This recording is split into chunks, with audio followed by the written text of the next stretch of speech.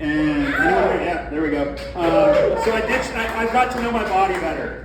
It took 40 years, but I finally got to know it. I ditched the scale, and I fully rely on the Dickadoo method. When my stomach sticks out further than my Dickadoo, I know that I'm like 220. I've been drinking a lot this year. I can't even see the tip, but I know if I got half shaft and I can see that bowl, I'm at like 205. Like full shaft, I've broken the 200 barrier back to the 100s. It's been the 20 years since I've been married, so, but I don't really care. I mean, you know, I feel like I'm healthy because I eat a lot of asparagus, and that's health food. Because I fucking hate the gym and I love good food. If I sneak in a few pieces of asparagus, when I pee, I feel like I'm healthy. It's kind of like a win. Even though sometimes if I eat enough of it, it kind of smells like the shoe section of DI. I don't know if you guys ever been in there. Yeah. So, I have been married for 20 years. I know, right? I hit 20 years in May. Anybody remember Ask Jeeves? Yeah, fuck that guy.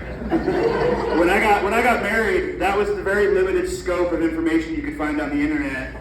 Before I got married, I was probably malnourished. I gained weight really fast when I got married. My lovely wife convinced me I had a tapeworm. So I went to Ask Jeeves, because that's really where we found information. And fucking Jeeves told me to go to bed at night with raw meat by your mouth and your ass. And when you wake up with the tapeworm there, you just pull it out.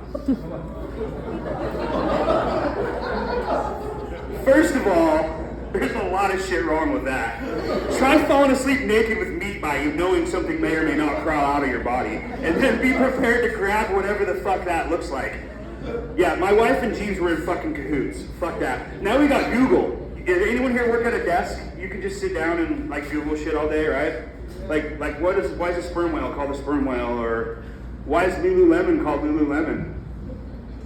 That guy's a fucking anti-Semite.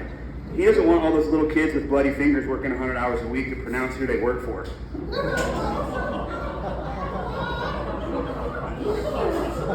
Yeah, I know I said it. So, I don't know how much time I have. Okay, oh wow. I grew up with a terrible mom. She had a resting bitch face. She still does, but she had it growing up. So I never knew when I came home if I was in trouble or not. I went the opposite way and I married a woman with resting happy face. It's kind of almost worse. I don't know if I come home and I'm in trouble or I'm going to get a blowy. It fucking throws me off every day coming home from work. No, she's amazing. She's really, really cool. So, who's from Utah? Awesome. So yeah, same here, born and raised. Didn't grow up Mormon. So certain things stood out to me, like city names. We've got like Lehi and Nephi and Bountiful, and I could go on and on. Heber, Moroni, and like right downtown Salt Lake, you've got Murray. Who the fuck invited the Jew? That guy scrolls one in past the goalie. I've looked him up good, back to Google, fucking awesome Google. That guy was actually a champion. He was the first woke motherfucker in Salt Lake. He probably created the woke chapter before Salt Lake even had one. I don't know. So I'll finish here. I got a tooth pulled last year. I hate it. I lost 30 credit points overnight. Instantly my credit went down when I got this tooth pulled. And it's been, they say you have to wait a year for the bridge to get fixed, and now my credit's too shitty to spend 10 grand to get this thing put back in. That one didn't hit as hard as I hoped it would. Fuck. So I think that's about it. I mean, yeah, all right, that'll finish it.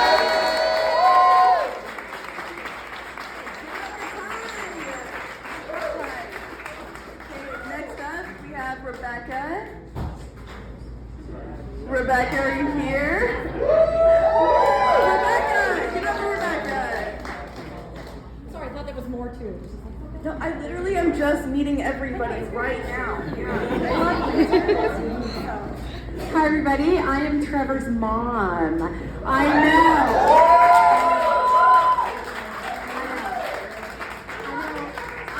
I know that you all thought he was raised by wolves, but he wasn't, it was me. It was all me. So I don't know if it's really cool or really weird that I'm one of his opening acts. But when I told him I would do it for free, he was like all over that. You know how Trevor is with free stuff. Wherever he is. Exactly. So I was raised out of state. Anybody else here that was raised, born out of state? Yeah, where? Denver, awesome. Anybody else?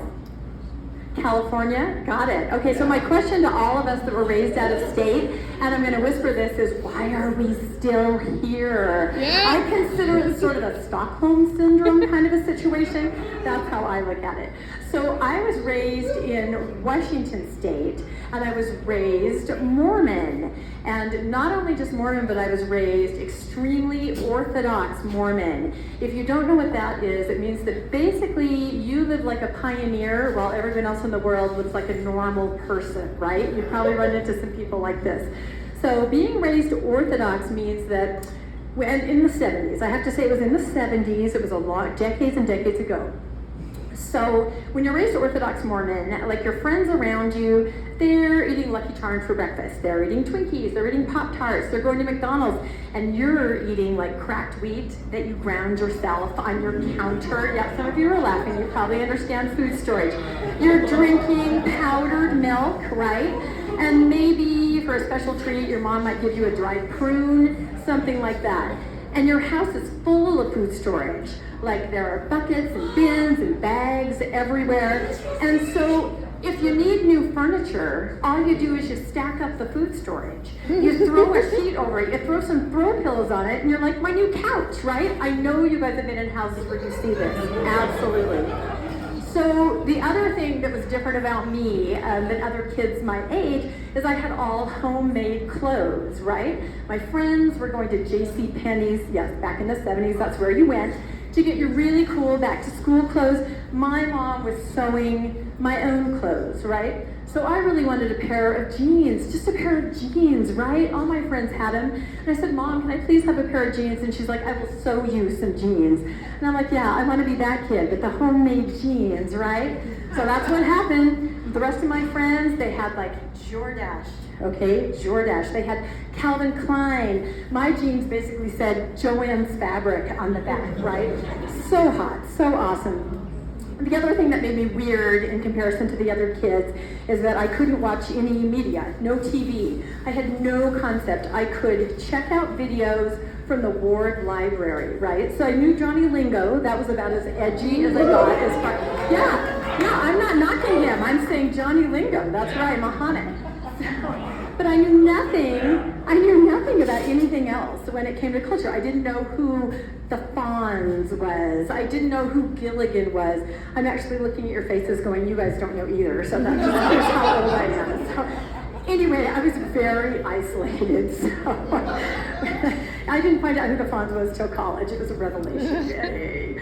So the other thing that was, when you're raised in a Mormon community, there's lots of things in place that help raise you, basically. The concept that it takes a village to raise a child. Well, that is really in play in a Mormon community, although in that case it's more like a ward, maybe a ward whose boundaries have shifted like 20 times, but they're the ones that raise you. So part of being raised in the Mormon culture is there's all kinds of things that you do to make sure that you're on the straight and narrow, you're keeping the standards, you're obeying the rules. So one thing that you do is you have a bishop's interview. For those of you that don't know what this is, it's an interview that happens, it can be annually, it can be biannually, it can be monthly. If you're really fucking up, it can literally be semi-weekly, right? So if you're not familiar with what a bishop is, it's a kindly, older, grandfatherly man, twinkle in his eye, a jar of candy on his desk, and he's there to ask you really inappropriate, invasive sexual questions. So it's a really fun process. So when I was about 13, I went into my bishop for my regular interview, and he goes through the normal list of questions, and then he looks at me, and he goes, do you masturbate? And so keep in mind, I've been raised extremely Orthodox. I'm incredibly innocent. I know nothing. So I don't even know who Gilligan is, right? Or Fonz. I have no knowledge. So I remember looking at him, and I'm trying to get a clue from his face. Like, is this am I supposed to say yes? Am I supposed to, is it a no? Is this something Jesus would do? I couldn't really tell. His eyebrows were like going up and down. I just really couldn't give an answer. And so he could see this complete confusion on my face as I was trying to read the social cues. Because you never answer the questions truthfully, you just tell them what they want to hear, right? So I was really trying to determine that.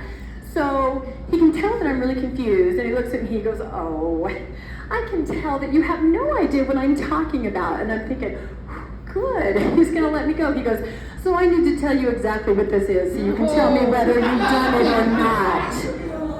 So I'm like, okay.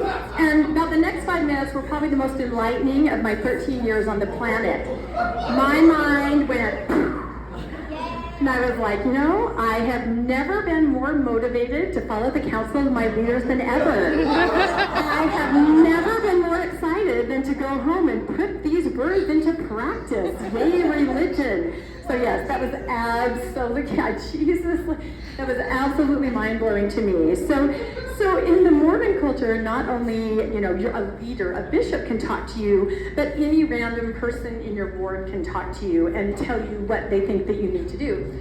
So one day, I was in the church building, and this random man in my ward came up to me, and I was probably about 14, I think, at this point, and he said, I need to talk to you. Let's go in this classroom. And of course that's a red flag, but in the 70s there were no red flags. I'm like, okay, that sounds great. Let's go in this classroom. How fun. So we go in, and he shuts the door. Another red flag, right? But no red flags in the 70s. I'm like, okay. And he goes, I've never had to have this kind of talk with my own daughters. Again, huge red flag. But I'm like, okay. So he goes, I need to talk to you about your bosoms. Does everybody hear that word, bosoms? I always kind of hear it like with an echo, bosom, bosom, bosom, bosoms. Anyway, so I'm just kind of like at that point a deer in the headlight, right? Because I don't know anything. I'm raised orthodoxly. I don't know the facts of life. I know no facts, not even one fact, not even half a fact. What is going on?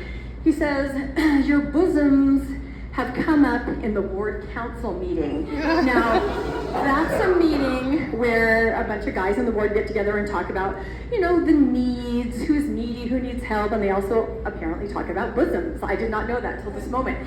So he says, your bosoms have come up in ward council meeting because they are, I don't know what word to use exactly, agitating the scouts. The scouts are distracted by your bosom. I mean, yeah, no, I'm not kidding. They're talking about your bosoms, And again, I'm just like, I don't think I can express how naive I was to you guys. And so then he said, so what we'd like you to do is we'd like you to do something with your bosoms. And I'm like, I don't even know what you're saying. I can't even imagine what I actually could even do with my bosoms. And I think at that moment, he sort of realized maybe he'd crossed a little bit of a line. So he goes, anyway, okay, good talk, and kind of walked out the door. He's like, okay, bosoms, do something with them, right? Okay. And that's what he did. So I was just left standing there going, okay, I know I've heard of a burning bosom here in church. I had never heard of the burning bush yet. That was something later. I didn't know anything about that. It was very naive. So, like literally, for years, I wonder, in fact, even when I was getting ready to come here today, I was standing in the mirror and going, what am I going to do with you guys? If anyone has any ideas, talk to me after the show. So, the other thing that would happen in these wards is they talk to your bishop, random people could talk to you, and then they also had really weird object lesson activities. I don't know if any of you guys have ever sat through any of these things. So kind of like role playing, just weird things to teach lessons and standards. So one time I go over to the church and with a whole bunch of other youth, and a classroom is set up like an airplane, right? It's got chairs on both sides. My young women's leader is dressed as a stewardess with a tray of snacks. And I know she's a stewardess because she's wearing a skirt that's shorter than normal. Like instead of being down to here, it's like maybe here. So yeah, she's a stewardess. And the bishop is wearing some weird blazer and a weird hat, and he's the captain of the airplane. So we all sit down on the seats, and he's up front, and he does that thing. He goes, ladies and gentlemen, we will be cruising at 30,000 feet on our flight to Nauvoo, right? So I think that's really weird because typically Mormons are known for flight away from Nauvoo, but in this case we're flying to Nauvoo, exactly. So we get going on the flight, and my young women's leader's walking through with a tray of snacks, and then all of a sudden, somebody starts flipping the light on and off, right? And the captain/bishop goes up there, he goes, "Mayday, mayday, we're going down, you know? And all the youth were like, "Oh my God, what is happening?" You know, he goes, "Prepare for crash, put your heads between your legs." You know, we're like, "Oh my God, what is happening?" You know, so we're sitting there, we put our heads between our legs, somebody turns the lights all the way off, and then they hit a boom box. I don't know if you know what a boombox is, but it's like a, you know, they hit a boombox, and there's a horrible crash sound, and all the lights go out, and there's silence. And then the lights come back on, and the bishop, no longer dressed as a captain, walks out, and he goes, "You are all dead." So I know, there was no such thing as being triggered in the 70s. You were dead, that was it. So he goes, "You were all dead, and now we're going to figure out which kingdom you go to." I don't know how much you know about Mormon afterlife or Mormon theology, but it's much like an MLM where there are several layers. There are levels and hidden levels and layers of a kingdom that you can go to. So I'll just tell you the main three for this, since we've got to be quick and get to Trevor. So the top level is the celestial kingdom, right? That's where you did everything right. You're perfect. You're a prophet. You're an apostle. You're maybe a stake president, sometimes a bishop. Mother Teresa is in the celestial. Wait, scratch that. She's not in Mormon heaven. She's in hell. Yeah, Mother Teresa. So you're good. Yeah, Mormon heaven, exactly. So the next level is the terrestrial kingdom. So that's like, you didn't really do anything bad, but you didn't maybe really do anything good. I like to think of it as a place where maybe like nursery leaders, you know, that calling, just kind of way in the middle go. They're just right there. So, and then you've got the telestial kingdom. That's like you really fucked up. There's something wrong. Like Hitler is down there. People who came home early from their missions are down there. You know what I'm saying? Yeah. Oh, and I forgot to mention, the other person in the celestial kingdom has got to be the person that can carry like 8 chairs when they're cleaning up after a meeting, right, in the cultural hall. They've got to be there too. So, okay, so we're all going to figure out which kingdom we're going to. We just died. So the bishop goes, "Everyone reach under your chair, and there's going to be a little piece of paper that's going to tell you what kingdom you're in, because that's how it works." So my friend Julie, she's sitting on this side of me, and she puts up a little piece of paper, and she goes, "Oh my God, I'm going to the celestial kingdom." And I'm like, of course Julie's going to the celestial kingdom, what a bitch, right? And so then my friend on the other side takes a little paper out from under her chair, and she's going to the terrestrial kingdom. That's nice. So then I'm super excited and curious about the paper under my chair. So I take it out. Any guesses where I'm going? That's right. I'm literally going to hell. That's exactly right. So I'm like, well, I don't really know what I did to deserve this. I'm just an Orthodox Mormon. But all right, I'm going to hell. So then they literally line us all up based on where we're going, and the bishop is in front, and he walks us down the hall. So the kids that are going to the celestial kingdom, they get to go in the gym, and they get to have pizza and root beer, right? That's the celestial kingdom level of food for the Mormons. Okay, so then we keep walking down the hall, and the terrestrial kids get to peel off, and they get to go to the Relief Society room where they're having donuts and cider. You know, still good. A good Mormon treat. So then there's like 3 of us left, 3 of the ones that are damned, right? We're going to hell. And we're following the bishop, and we're kind of looking at each other like, what did you do? We have no idea. So we walk into this part of the building where it's like, I've never even seen this part of the building before. It's an old building. There's stairs going down. We walk all the way down into the basement of the building, into this creepy ass room. I think it's like a half classroom, half utility room. And there's like, someone's put a tumbleweed down there, just to make the point. Like, you're literally in hell. And there's a tumbleweed down there, and there's a table with Dixie cups full of water and Ritz crackers. So if you wonder what they eat in hell, this is what they eat in hell apparently. And the weirdest thing is, like, the janitor is down there. He's down, I don't know if he's in the classroom, if he's like working on the utility panel. And for those of you that don't know, in the 70s, there did used to be janitors for buildings. I mean, now the church has figured out it's really inspiring for members to scrub their own toilets at the building. But back then, they actually did have janitors. So I'm sitting there eating Ritz crackers. I'm hanging out with the janitor, and bosom guy comes walking past the door, and he looks in and he just gives me a look like, yeah, I knew those bosoms would get you in hell eventually, right? So you've got your leaders, you've got your bishop, you've got your weird ass activities, and then worst or best of all, you have your own parents, right? Your own parents are trying to give you instruction about how to be a good person, how to live the standards, but they don't do that to your face. They could never actually just talk to you or teach you anything, right? Everything was super passive aggressive in the 70s. And this is actually Trevor's favorite story wherever he is. He loves this as a bedtime story. So when I was 15,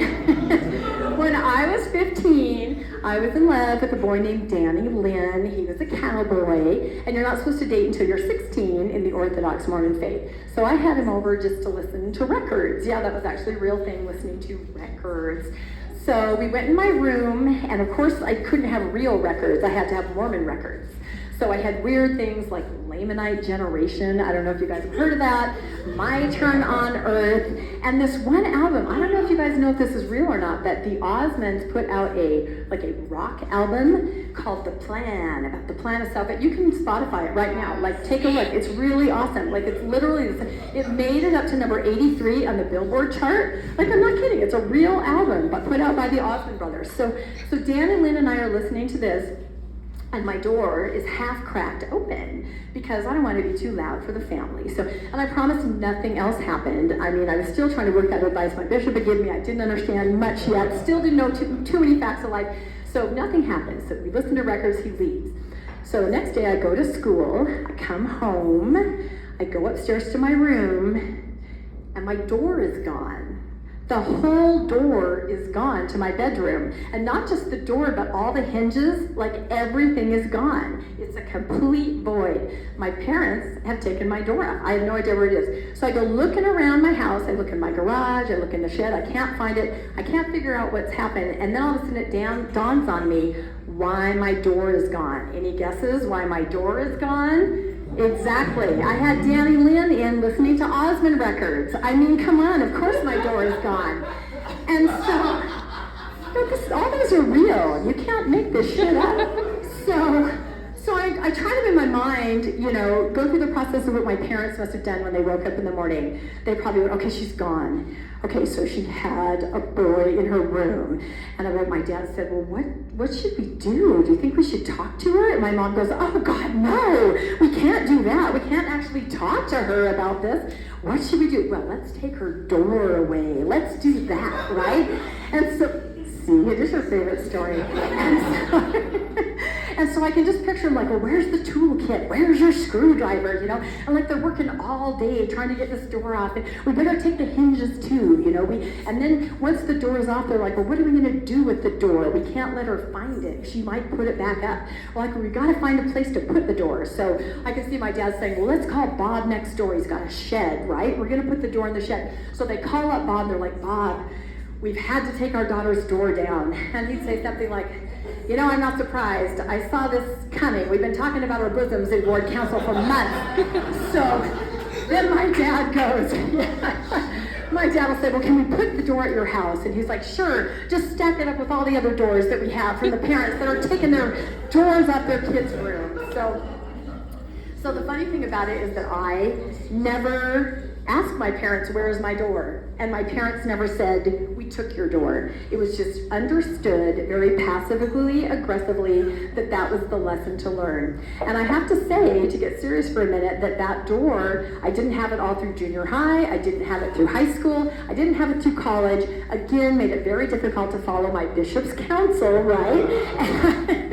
And it wasn't until we sold that house about 2 years ago, and Trevor's dad went to help sell it, and he actually, before he handed the keys to the new owners, he found the door. It was in a shed, not Bob's shed, but just some shed, and he actually put the door on, and he sent me a picture, and I thought, this is really the closing of a door on a whole chapter of just this crazy-ass Orthodox Mormon upbringing. And I also thought, this is comedy gold. Like literally, if my son ever has a comedy cock show, I'm going there and I'm telling this whole fucking story.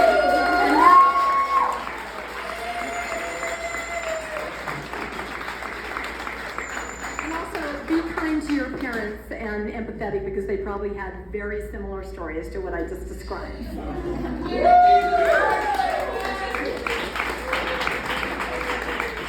Thank you, Rebecca. I just want to know, Rebecca, is it weird for you to shit with the door closed, or do you leave it open now? Okay. Hey, everybody, food is ready. So if anyone wants to order food, go for it. It's really good. We have Rob cooking tonight, so let's give it up for Rob. And next up is Danny.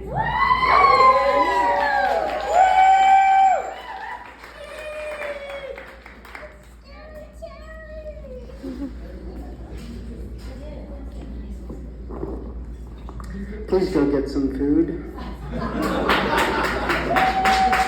It was made for you guys. Please go get some food. I'm gonna start out with a little bit of like intro small talk. So if you want to get some food, now's the time to do it. I'm starving and staring into your soul. I do encourage heckling because yeah, fuck you too.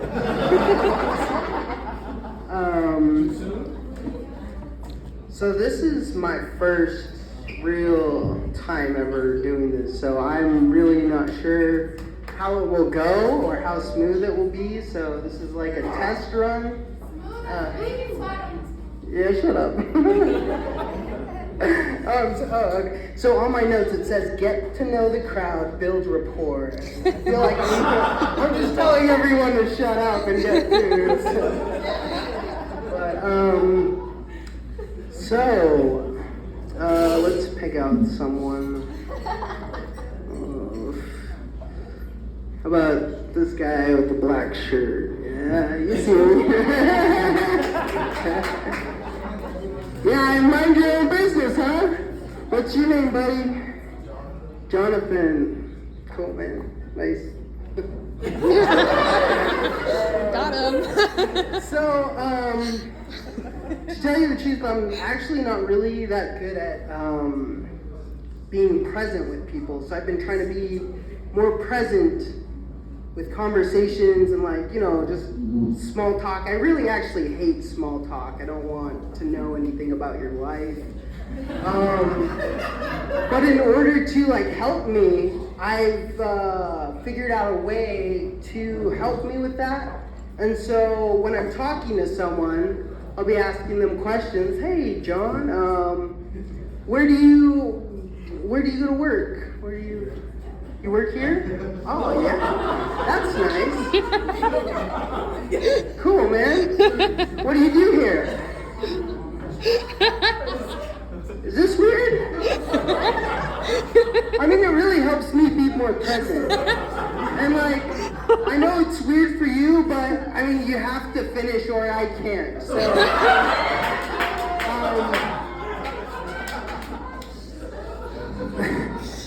So I'm actually really bad at intimacy as well, as you can tell. And actually a lot of my friends think I'm gay, which I might be, I'm not sure yet. I don't have enough sexual experience to know. So I actually, my roommate is really scared that I will like wake him up in the night fingering his asshole. And I feel really bad because I would never do that. I mean, I did it this one time to this, no, you gotta hear the rest of the story. So I was working as a caregiver and my client was a quadriplegic. That means he can't move. He's paralyzed from the waist down, or from the neck down, and he's fully paralyzed. So this is a medical procedure. I would finger his asshole to help him shit. And I know that's kind of weird, but like he can't feel it, so it's fine. The thing that actually made him feel uncomfortable is when I started rubbing his nipples and kind of touching him inappropriately because he's like, hey, could you please stop that? I'm like, what are you gonna do about it, buddy? You know? So, I mean, that's pretty fucked up. But it's never too late for trauma, right? Yeah, luckily my siblings and I got trauma really early in life. luckily, I have a sister here. One sister didn't show up because she was a little nervous because I have really dark humor. And so she's like, oh, I want to support you, but I just don't really want to show up. So I was like, it's totally fine, I understand. But I have this one sister that's great with trauma. She's an absolute fucking stud because she recently, well, I mean, kind of recent, it's been over a few years, she's had 3 miscarriages. Yikes. That means she's killed 3 babies. And it wasn't her fault. Like, she actually, like, after the first one, there was scar tissue that built up and it killed the rest of the babies. But luckily, she believes in reincarnation, so that same energy of the first baby finally made it. Like, and it's a healthy baby little girl named Lilia, and she's the fucking cutest thing ever, and I love her to death, and I'm so glad she's here, and I'm glad she's not dead. So, thanks, Jenny. And she was actually really close to having an abortion to actually, like, physically killing it, so I'm glad she didn't. Thank you. And don't worry, she, like, I don't know if you see her, but she is laughing at all this, so this is okay. She also, she has told me that she is really, really good at sucking dick. I don't know by experience, I just have heard, I have heard stories about her skills, and she claims that she's really good because she actually has been doing it since she was 8. Yeah, it's not cool. Like, it's not a good thing at all, but she's handling it great.